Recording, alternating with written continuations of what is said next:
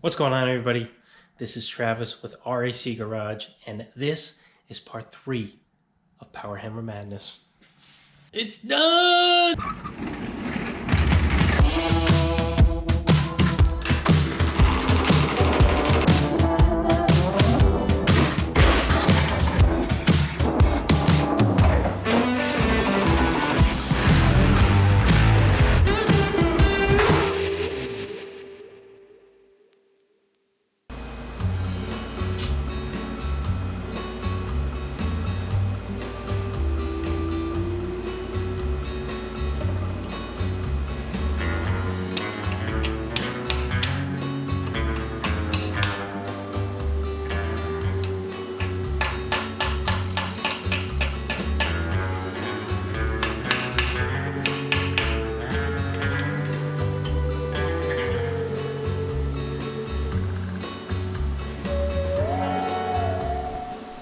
Alright guys, so that makes it official.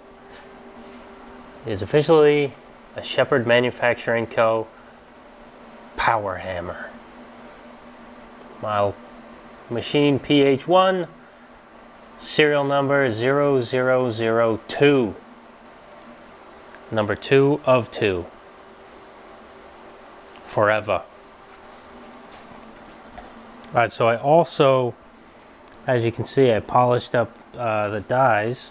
Well, my battery and charger were in the mail from Steve. I appreciate him sending that to me so I don't have to take another drive to his place.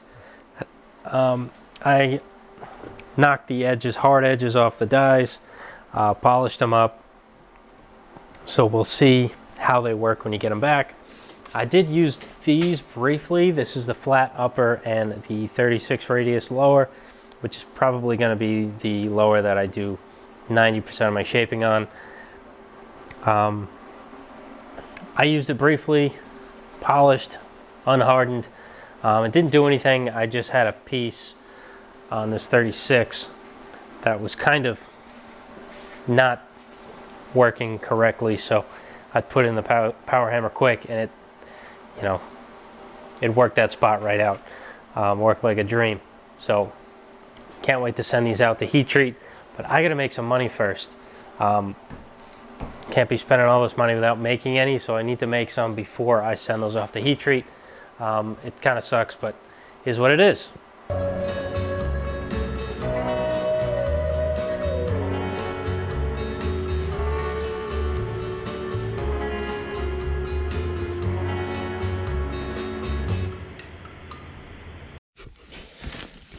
Alright, so I got all my dice wrapped up. Besides this one, I didn't have enough bubble wrap, but it's fine. Finally off to the heat treat. It's a last step for the power hammer. Excited. Let's do it.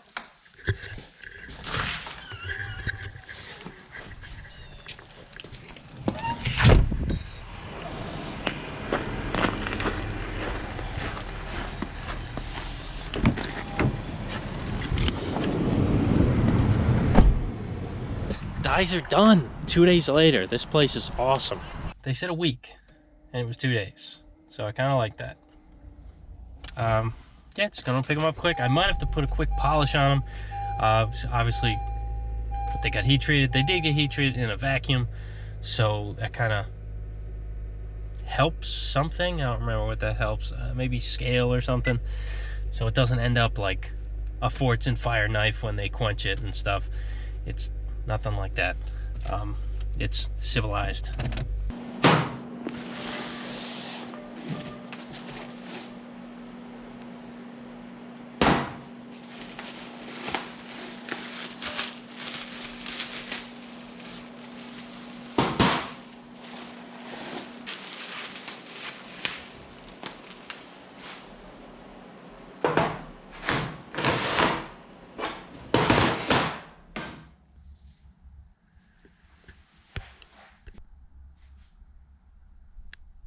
All right, here they are. This one is like perfectly nice blue. This one's a little lighter blue. It's almost like a gray. And then the rest are like a nice straw color, which I know from tempering blades, but I'm not sure when it comes to this. They're the professionals, so I'm not going to question it. But as long as, I think this is my, oh, this is my lower. This is my radius one. It had a little thing on it, and he was kind of scratching at it and trying to see what the heck that was. I hope it polishes out. It doesn't feel like anything, which is good. This is the top die. Flat guy with reliefs. My shrinking set, my shrinking upper and lower. You don't really need an upper for shrinking, but for like reverse curves and stuff, you're gonna want some relief. So got that going on. So yeah, we'll polish them up quick and see see how well they work. Now I can actually like make things with the power hammer because it's done. It's done. It's done. Yes. Oh, I'm so excited. You're mine. You're mine too. Haha.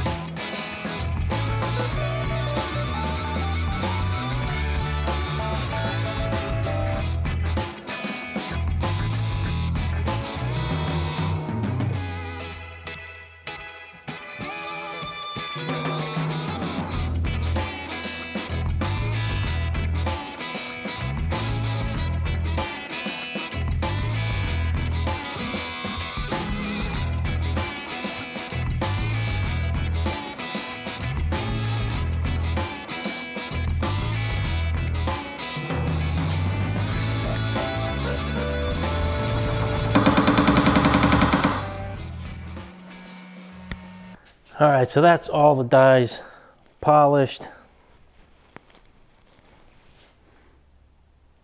See that top and bottom? This is my shaping lower die. This is obviously my flat upper. Those are probably going to stay in there most of the time. Then I got these pretty little dies here. I don't know if I mentioned before, but I think I messed up. Well, I did mess up on the lower shrinking die.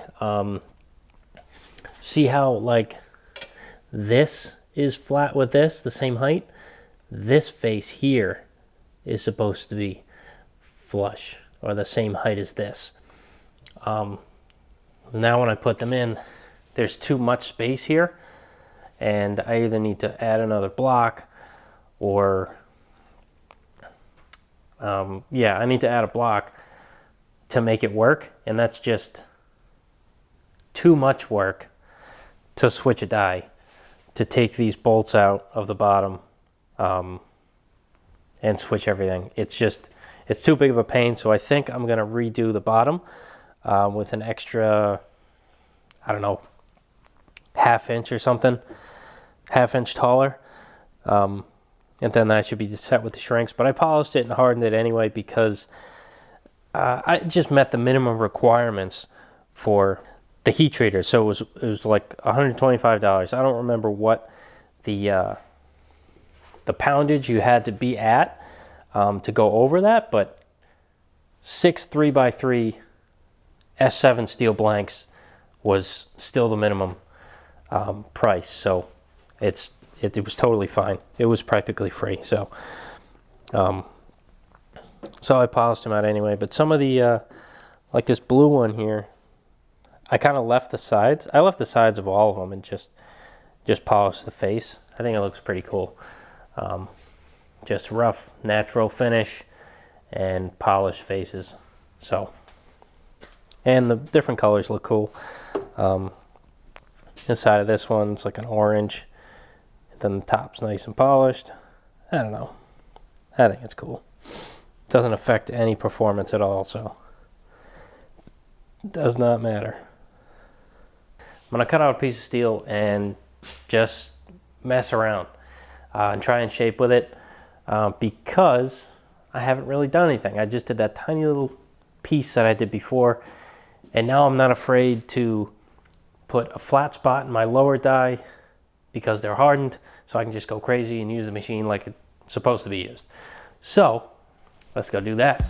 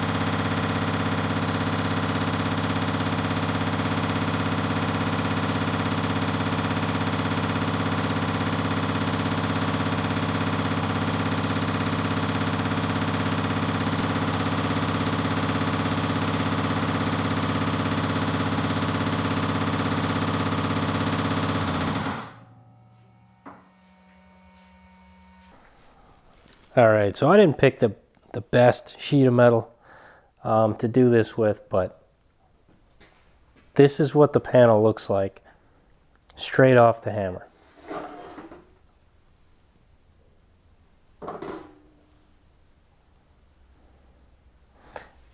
And there is, obviously, tell from the side, there's shape in this. See how strong that is? I'm trying to bend it in half. Normally, it would just bend right in half. So there is shape in here. Wow. I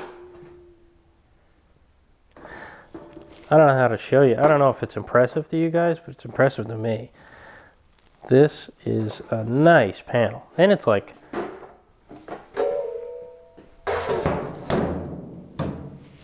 kind of close to a deck lid without even trying. So that's cool. I'm really excited for this. I don't know, I think I might try and do a deck lid as the first project with this. So that was cool. Let me throw the shrinking dies in and see if I can turn that into a reverse, or just kind of like mess with it. That's kind of a big reverse, so we'll see.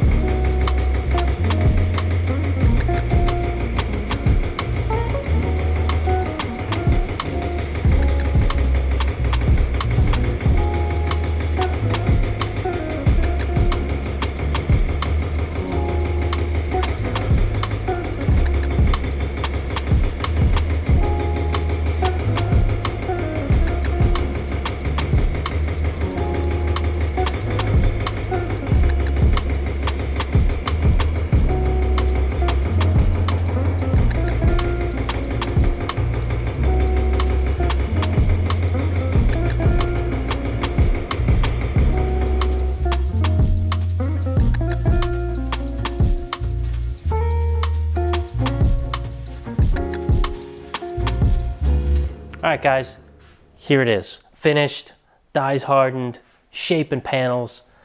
It's ready to go to work. So you guys have had a lot of questions and are really excited for this video.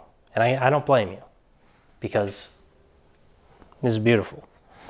So, first question, what does it do? So instead of answering what does it do, I'm going to kind of tell you what it's good at.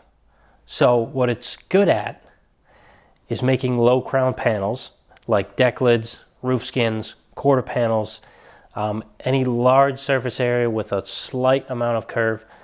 But that's not all it's good at, don't get mistaken. It can make reverse curves, it can shrink really well, shrinks better than a Pullmax. It's not limitless, but you can do a lot with this machine if you know how to run it. And I do not, but I'm going to figure it out. All right, the next comment I got a lot was, isn't it just like the Pullmax? No. And it's not for one main reason. This spring here. So obviously, this goes up and down and smashes the metal. And with this action, it mimics like a hammer and dolly. So this would be your hammer and this would be your dolly, and your panel goes in between. But going hell of a lot faster, and it smooths everything out better because it's going fast. You can control it better than a hammer and dolly. It might not be true. I hope you know what I'm saying. And versus a Pullmax, which yes, it goes up and down. There's a stroke to it, but the dies do not touch each other. They should not touch each other. And if they do touch each other, you better adjust it so it doesn't. Because everything in the head of a Pullmax is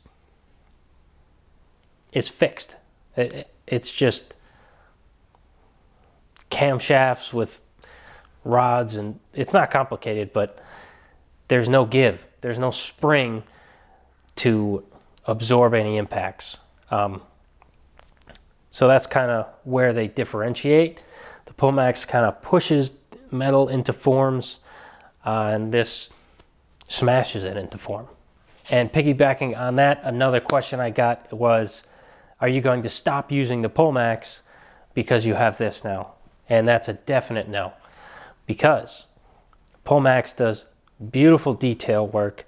It can make custom dies and profiles and make beads and flanges and all this. This doesn't flange. I'm sure I could probably figure out how to make it flange, but that's the Pullmax's job.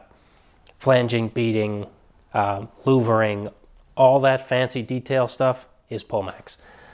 This is more shape. So I'm kind of gonna get the panel where it needs to be on this machine, do the details on the Pullmax. Now the big question I got was, why do I need this machine? The simple fact is I don't. But the reason I want this machine is because it does the job of making low crown panels and shrinking very fast. A lot faster than an English wheel or the Pullmax is at shrinking. And if you tune the dies correctly, the panel finish when you're done is very, I wouldn't say it's smooth, definitely, but it's more factory looking, if that makes sense. This is a panel I was messing around with. I did a couple reverse curves, a slight one here, and I did a large one on this side. But through the center, before I did this, you saw me just shaping the center of it. It looks like you just pulled it off the rack and it's a brand new part. Like there's no track marks in it. And yes, with an English wheel, you don't have to have track marks. You can lighten the pressure up and get the track marks away, but you have to sit there for 6 hours to do that. And then the whole panel's fully polished and it looks really nice. I'm not poo-pooing English wheels. I love English wheels, and I love how you can have a polished panel when you're done. It's cool. But I also like the fact that when you're done with this, with correct tooling, it looks like it was pressed, formed, and you just, okay, pull this off the rack. No, it's welded onto the car. So that's kind of what I'm striving for. I still have some work to do with my linear stretch dies, maybe adjust the stroke, but it was kind of beating up the edge of the panel. It's probably me not knowing how to use the machine correctly, but with just low crown with these dies, I got a finish that I was really happy with. So that's on why I want this machine. Crossovers, Pomax, Power Hammer, shrinking. Really, that's really the only crossover these two machines have. I would say, I guess it's the big crossover. You could probably make adapters that you can put profiles in and hammer a profile in, but not sure that's the perfect scenario every time. That's more Pomaxy, and I haven't seen anyone do that with a power hammer, but I definitely want to try it. What other crossovers are there? I guess doming, but doming's actually quicker in a Pomax, but you can stretch out, just keep hammering on one little spot in the power hammer, and you'll bring that right up. But if you get the right doming dies, the Pomax does a really nice job of that. Yeah, there's not much crossover, honestly. That's why I have the two machines now, because the crossover is like so minuscule. And I was going to go over the differences, but I kind of went over that already on how it works. You got a spring on this one, and the Pomax is a fixed stroke. So that's kind of about it. All the questions and talking points that I had on this. I'm just excited to make a panel with it. I think I am going to make a deck lid first off. I know it's a really big panel to start off with, but I think I can do it. All right, so I guess that's about it. It's not done, because when I was just testing it and doing that test panel, the hammer did move. I know you guys, oh, I told you it was going to move. I knew it might have moved. Relax. Come on, get off my back.